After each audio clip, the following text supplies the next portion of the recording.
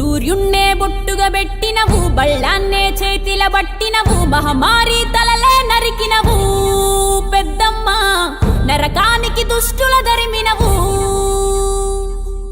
కైలాసం వద్దని ఇడిసినవు, కలియుగమే మాకై వచ్చినవు, మా పిల్లల సల్లగా చూసినవు మాయమ్మ, పులిపై సంవారే చేసినవు ఓయమ్మ, అందుకే నీకు బోనాలెత్తుతము.